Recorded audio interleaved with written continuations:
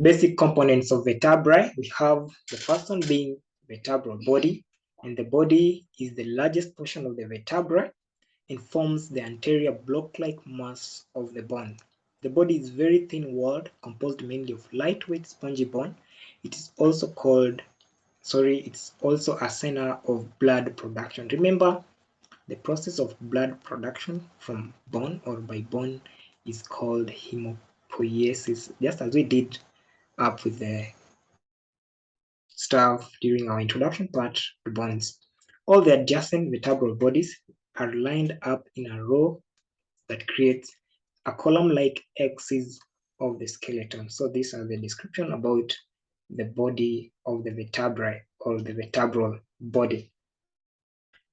Okay, from the basic component of the vertebrae, I was able to put forward or to put this illustration, which we have the body, which is dominating this area, and especially from a normal curvature of the spine of the vertebral column, the body is always anteriorly, and the rest of the parts are located posteriorly. So this is the surface of the body. Then we have the vertebral foramen, which we'll be getting to learn about them. And we have the superior articular process, the spinous process, laminae of the vertebra, transverse process, the pedicle. And remember, this is the body, then the other, or the rest part are the vertebral arch. So this is the image of the vertebral, or one of the vertebrae, of which we have the body dominating this extended area, and then we have the arc of the vertebrae, which is this other end. You can as well identify a few of the structures. Is the pedicle. This is the pedicle of the vertebra. This is the superior articular process. We have the lateral transverse processes, the spinous process, the laminae, which is located right here. And then what else? This is the vertebral foramina, which dominates this area, which are the spinal spinal what? Yeah, spinal tissue and gets through it. Yeah, that is it. The vertebral bodies serve as the main weight-bearing component of the vertebral column. The cartilaginous intervertebral disc lie between adjacent vertebral bodies. The superior and inferior surfaces of the vertebral bodies are roughened for the attachment of the hyaline cartilage of the intervertebral disc. And this helps impede water loss from the disc into the bone of the vertebral body. So the main function of the vertebral body is the weight-bearing component. The anterior and posterior surfaces contain nutrient foramina openings for the basivertebral vein that deliver nutrients and oxygen and remove carbon dioxide and waste from the bone tissue. So we all understand that the blood vessels definitely they do the work of bringing in nutrients and taking out other waste product of metabolism or other purpose. Vertebral arc. The vertebral arc extends posteriorly from the vertebral body of the vertebra, and together with the vertebral body, it encloses the spinal cord, which I was trying to remember the exact name to explain. So I just did say spinal tissue. The vertebral arc is complex and varies from region to region of the spinal column. It consists of numerous bony projections that provide attachment surfaces and lever arm for muscles. So the arc is where we find out these bony projections, which include the spinous process, transverse process, and others. So let's get along so that you can find them elsewhere in our discussion. This is still the illustrations of the vertebrae, and this is the superior view, this is the right lateral view. We have the intervertebral disc, the intervertebral foramen right here. We have the inferior vertebral notch, then superior vertebral notch, vertebral body as said. Then we have with us transverse process, which is also we have here with us superior articular process articulating with the superior vertebrae, then spinous process projecting more posteriorly, then inferior articular facet, which will definitely articulate with the vertebrae which comes into contact from distal aspect.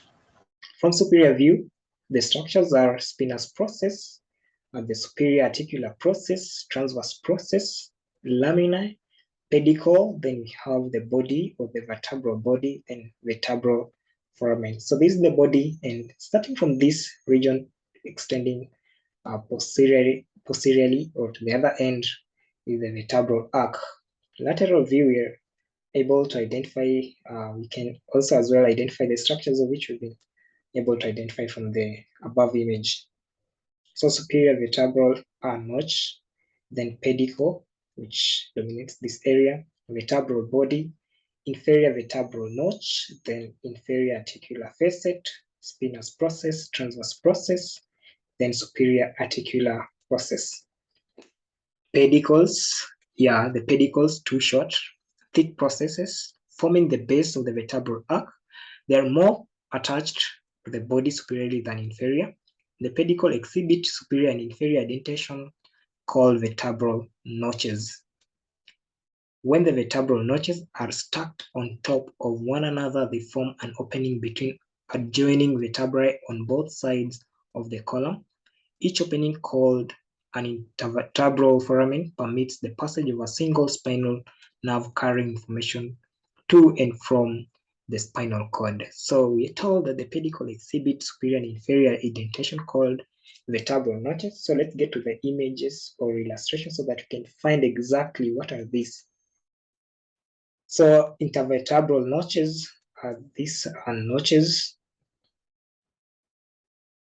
or we can as well consider with this. So this is the intervertebral foramen or the notch. Yeah, just but the same thing. Then the foramen is here with us.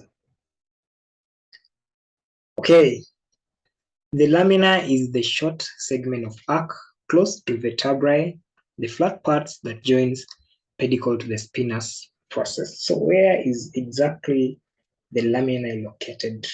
And it's right here. So the pedicle is here, then lamina definitely is right there. The vertebral foramen is the hole that lies between the vertebral arch and the body. It contains the spinal cord and its meningeal covering, adipose tissue, areolar connective tissue, and blood vessels. Back to the image or images, we have the vertebral foramen. So the adjacent is the intervertebral foramen. Then the bigger one is the vertebral foramen. So these are the same but illustration. So spinous process projects posteriorly on the midline and serves to anchor the interspinous and intraspinous ligament, also several muscles.